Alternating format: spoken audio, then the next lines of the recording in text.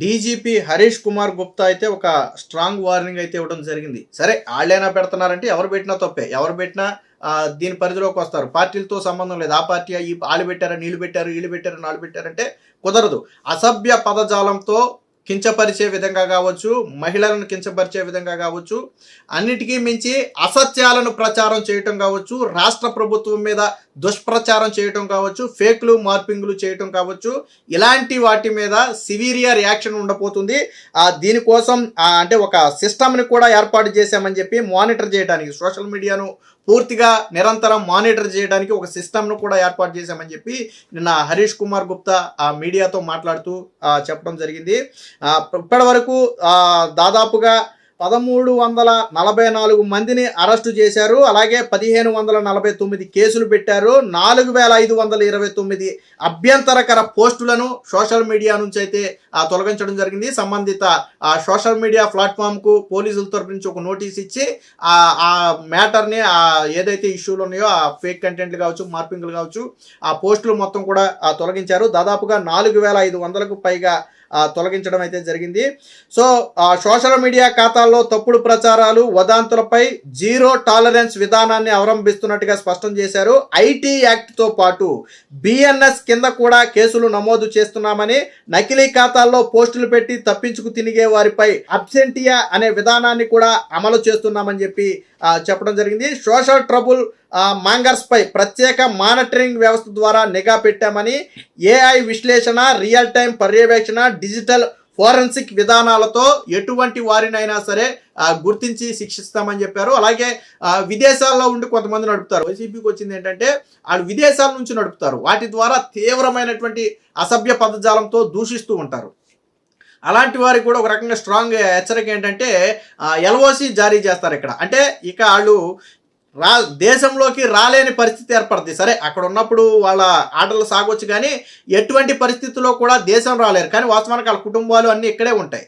So అక్కడే ఉండాల్సిన పరిస్థితి. ఎల్ఓసి జారీ చేశారు అంటే ఖచ్చితంగా లుకౌట్ నోటీస్ వచ్చింది అంటే వాళ్ళు ఏ ఎయిర్పోర్ట్లో దిగినా కానీ ఇమీడియట్గా పట్టుకుంటారు. ఆల్రెడీ ఇప్పటికే కొంతమందిని అలాగా పట్టుకున్నటువంటి పరిస్థితి. ఏదో ఇటీవల కూడా ఒకళ్ళిద్దరు ఏదో వాళ్ళ తండ్రికి అనారోగ్యం బాగోకో ఏదో జరిగితే వచ్చిన తర్వాత కూడా పోలీసులు ఆ కార్యక్రమం అయ్యే వరకు ఉండి తర్వాత పట్టుకుని ఆ కోర్టుకు హాజరుపడితే తీసుకెళ్లి జైలు వేశారు. అంటే మేము విదేశాల్లో ఉంటాం కాబట్టి మేము అసభ్య కంటెంట్ పెట్టినా, అమ్మనా బూతులు మాట్లాడినా మమ్మల్ని ఎవరు ఏమూ చెయ్యరు అనుకుంటే మాత్రం ఖచ్చితంగా ఆ తప్పే.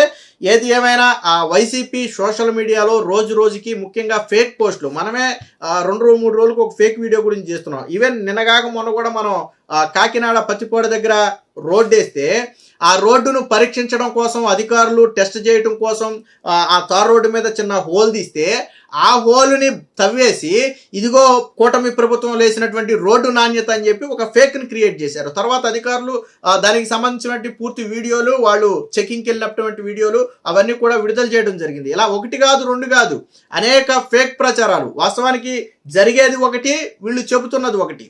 అంటే వదాంతులు అంటాం కదా. ఇప్పుడు సోషల్ మీడియా గ్రూపుల్లో కూడా అడ్మిన్ బాధ్యత వహించాలని చెప్పి పోలీసులు హెచ్చరికలు జారీ చేస్తున్నారు. ఏదైనా మీరు ఒక గ్రూప్కి అడ్మిన్గా ఉండుంటే ఆ గ్రూప్లో వచ్చే కంటెంట్కి మీరు బాధ్యత వహించాలి. పెట్టిన వ్యక్తితో పాటు అడ్మిన్ కూడా బాధ్యుడిగా మారతారు, అడ్మిన్ కూడా బాధ్యుడిగా మారుస్తామని చెప్పి పోలీసులు హెచ్చరికలు జారీ చేశారు. కాబట్టి అందులో వచ్చే కంటెంట్ ఎలాంటి కంటెంట్ అనేది అడ్మిన్ నిరంతరం గమనించుకుంటూ ఉండాలి. అలాగే లేదా అవసరం అయితే అందరికీ పెట్టే ఆప్షన్ ఇవ్వకుండా కొంతమందికి మాత్రమే, లిమిటెడ్ పర్సన్స్కి మాత్రమే ఆ గ్రూప్లో కంటెంట్ పోస్ట్ చేసే అవకాశం ఇవ్వాలి, ఓన్లీ అడ్మిన్స్కి. సో ఇలాంటివన్నీ కూడా పోలీసులు హెచ్చరికలు జారీ చేస్తున్నారు. ఎందుకు ఆ డీజీపీ ఇంత సీరియస్గా మాట్లాడారు దీని గురించి అంటే, హైకోర్టు మొన్న సజ్జల భార్గవ రెడ్డికి సంబంధించినటువంటి ఒక పిటిషన్ విచారణ సందర్భంగా హైకోర్టు చాలా తీవ్ర అభ్యంతరం వ్యక్తం చేస్తూ ఒక రకంగా పోలీసుల మీద తీవ్ర వ్యాఖ్యలే చేసింది. మీరు స్ట్రిక్ట్గా వ్యవహరిస్తే వాళ్ళు 2029లో మేము రప్పా నరుకుతాం, 2029లో మేము విధ్వంసం చేస్తామని పోస్టులు పెట్టే ధైర్యం కానీ, ఫ్లెక్సీలు పట్టు ప్లే కార్డులు పట్టుకుని తిరిగే ధైర్యం కానీ ఎందుకు వస్తుంది? ఈ విషయంలో పోలీసులు వైఫల్యం చెందారు. పోలీసుల అసమర్థత వల్లే వీళ్ళు రెచ్చిపోతున్నారు. ఎవరిని విధ్వంసం చేస్తారు? రాష్ట్రాన్న, ప్రజలన? ఇలాంటి పోస్టులు ప్రజల్లో భయాందోళనను, శాంతి విఘాతాలకు నిదర్శనంగా ఉన్నాయి. మరి ఎందుకు పోలీసులు స్ట్రిక్ట్ యాక్షన్ తీసుకోవట్లేదు, ఎందుకు వీళ్ళు భయపడట్లేదు అంటే పోలీసులు సరిగ్గా స్పందించటం లేదు అని ఒక కీలకమైనటువంటి వ్యాఖ్య చేయడంతో పోలీసులు కూడా తీవ్రంగా వచ్చారు. కాకపోతే ఏంటంటే రాజకీయాలు వేరేగా ఉంటాయి, ఇది వేరేగా ఉంటుంది. సాధారణంగా కోర్టులు చెప్పింది ఏంటంటే ఎవరైనా సరే లైన్ దాటితే తాటి తీయమని చెప్పింది. ఇండైరెక్ట్గా నేను పోలీసులకి చెప్పింది అదే. ఎవరైనా సరే ఇండైరెక్ట్గా అంటే డైరెక్ట్గా అని చెప్పింది, పోలీసులు కఠినంగా వ్యవహరించాలని చెప్పి కోర్టే చెప్పింది. ఎవరైనా సరే సోషల్ మీడియాలో అసభ్య పదజాలంతో దూషించిన, బెదిరించిన, తప్పుడు కంటెంట్ను పోస్ట్ చేసి ఇబ్బందులకు గురి చేసిన వారి మీద కఠినంగా వ్యవహరించాలని క్లియర్గా చెప్పింది. ఇంకో మాట కూడా చెప్పింది, ఒక ముఖ్యమంత్రిని వీళ్ళు బెదిరిస్తున్నారు అంటే 5 కోట్ల మందిని బెదిరించినట్టే, 5 కోట్ల మంది ప్రతినిధిని వాళ్ళు బెదిరిస్తున్నారు. మరి అలాంటి దానికి మీరు ఎలాగా యాక్షన్ తీసుకోకుండా ఉంటారని చెప్పి పోలీసులు నిలదీసింది. దీంతో పోలీసులు కూడా కొంచెం అలర్ట్ అయ్యారు. జగన్మోహన్ రెడ్డి వైసీపీ పార్టీ పరిస్థితి ఏంటంటే వాళ్ళు చేసేది అదో పని, వాళ్ళు చేసేది ఫేక్. ఫర్ ఎగ్జాంపుల్ రోడ్లే తీసుకుందాం, వాళ్ళు చేసింది తప్పుడు పని, అది కావాలని చేసినటువంటి ఫేక్ మనకు తెలుసు.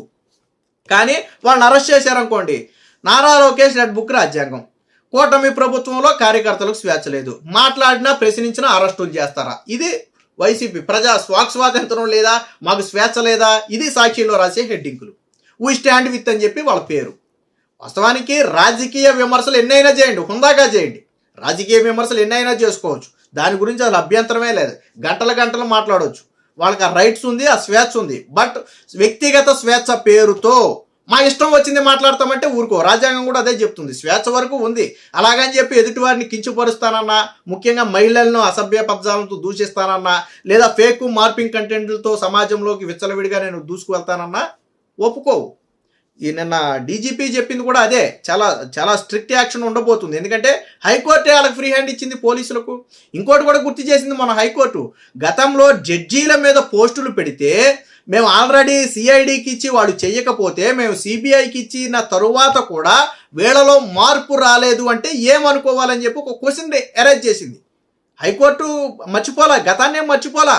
గతంలో వైసీపీ హయాంలో న్యాయమూర్తుల మీద పెట్టినటువంటి అసభ్యకరమైనటువంటి పోస్టులు ఏవైతే ఉన్నాయో వాటి గురించి గుర్తు చేసింది సజ్జల భార్గవ్కు చెందినటువంటి ఒక కేసు విచారణ సందర్భంగా. దీని మొత్తానికి కారకుడు ఎవరు? సజ్జల భార్గవ్ రెడ్డి. గతంలో ఇదంతా నడిపింది ఎవరు? Sajjala Bhargav Reddy. Social media incharge ఎవరు? చాలా మంది చెప్పింది ఏంది, మాకేం తెలియదండి, హెడ్ ఆఫీస్ కంటెంట్ అవుతుంది, మేము పోస్ట్ చేస్తాం, మాకు జీతం డిజిటల్ కార్పొరేషన్ నుంచి వాళ్ళకి జీతాలు.